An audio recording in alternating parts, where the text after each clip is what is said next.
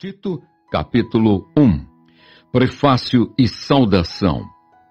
Paulo, servo de Deus e apóstolo de Jesus Cristo, para promover a fé que é dos eleitos de Deus e o pleno conhecimento da verdade segundo a piedade, na esperança da vida eterna que o Deus, que não pode mentir, prometeu antes dos tempos eternos, e em tempos devidos manifestou a sua palavra mediante a pregação que me foi confiada por mandato de Deus, nosso Salvador, a Tito, verdadeiro filho, segundo a fé comum, graça e paz, da parte de Deus Pai e de Cristo Jesus, nosso Salvador. Deveres e qualificações dos ministros. Por esta causa te deixei em Creta, para que pusesses em ordem as coisas restantes, bem como em cada cidade constituísses presbíteros, conforme te prescrevi. Alguém que seja irrepreensível, marido de uma só mulher, que tenha filhos crentes que não são acusados de dissolução, nem são insubordinados, porque é indispensável que o bispo seja irrepreensível como despenseiro de Deus, não arrogante, não irascível, não dado ao vinho, nem violento, nem cobiçoso de torpe ganância, antes hospitaleiro, amigo do bem, sóbrio, justo, piedoso, que tenha domínio de si, apegado à palavra fiel, que é segundo a doutrina, de modo que tenha poder tanto para exortar, pelo reto ensino, como para convencer os que o contradizem. Os falsos mestres e as falsas doutrinas, porque existem muitos insubordinados, pauradores frívolos e enganadores, especialmente os da circuncisão. É preciso fazê-los calar, porque andam pervertendo casas inteiras, ensinando o que não devem por torpe ganância.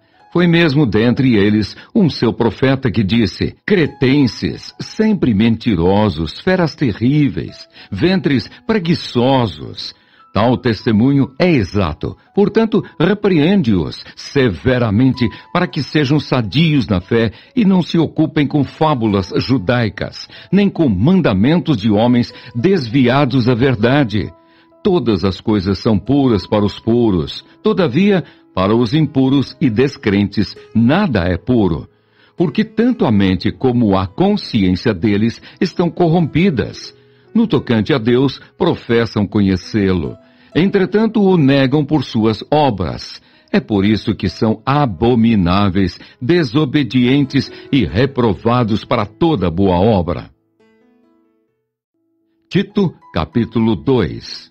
Os deveres das várias classes de pessoas crentes. Tu, porém, fala o que convém à sã doutrina. Quanto aos homens idosos, que sejam temperantes, respeitáveis, sensatos, sadios na fé, no amor e na constância. Quanto às mulheres idosas, semelhantemente, que sejam sérias em seu proceder, não caluniadoras, não escravizadas a muito vinho, sejam mestras do bem, a fim de instruírem as jovens, recém-casadas, a amarem ao marido e a seus filhos, a serem sensatas, honestas, boas donas de casa, bondosas, sujeitas ao marido, para que a palavra de Deus não seja difamada. Quanto aos moços, de igual modo, exorta-os para que em todas as coisas sejam criteriosos. Torna-te pessoalmente padrão de boas obras. No ensino, mostra integridade, reverência, linguagem sadia e irrepreensível, para que o adversário seja envergonhado, não tendo indignidade nenhuma que dizer a nosso respeito. Quanto aos servos, que sejam em tudo obedientes ao seu Senhor, dando-lhe motivo de satisfação. Não sejam respondões, não furtem, pelo contrário, deem prova de toda a fidelidade, a fim de ornarem em todas as coisas a doutrina de Deus, nosso Salvador. Os gloriosos benefícios da graça salvadora de Cristo. Porquanto a graça de Deus se manifestou salvadora a todos os homens, educando-nos para que, renegadas a impiedade e as paixões mundanas, vivamos, no presente século, sensata, justa e piedosamente, aguardando a bendita esperança e a manifestação da glória do nosso grande Deus e Salvador Cristo Jesus, o qual a si mesmo se deu por nós, a fim de remir-nos de toda iniquidade e purificar para si mesmo um povo exclusivamente seu, zeloso de boas obras. Dize estas coisas, exorta e repreende também com toda a autoridade.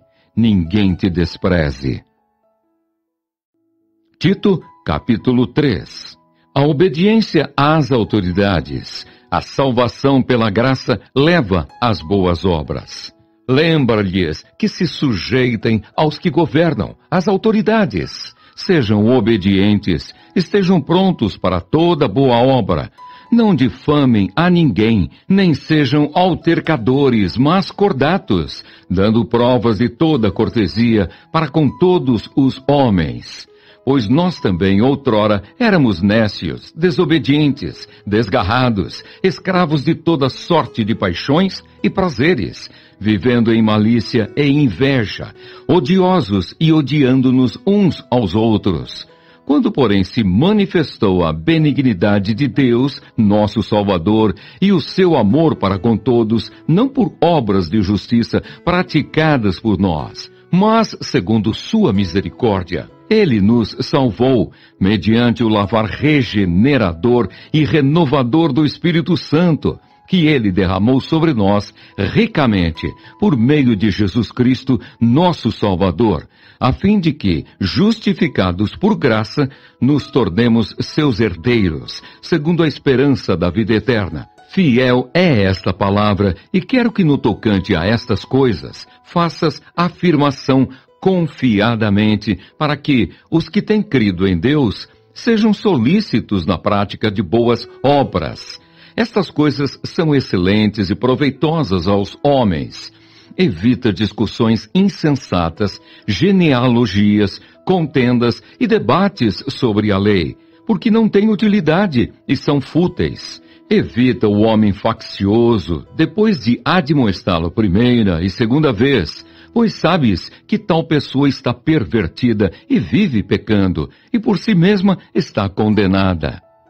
As recomendações particulares, as saudações finais, a bênção. Quando te enviar Ártemas ou Tíquico, apressa-te a vir até Nicópolis ao meu encontro. Estou resolvido a passar o inverno ali. Encaminha com diligência Zenas, o intérprete da lei, e Apolo, a fim de que não lhes falte coisa alguma. Agora, quanto aos nossos, que aprendam também a distinguir-se nas boas obras a favor dos necessitados, para não se tornarem infrutíferos. Todos os que se acham comigo te saúdam. Saúda quantos nos amam na fé. A graça seja com todos vós.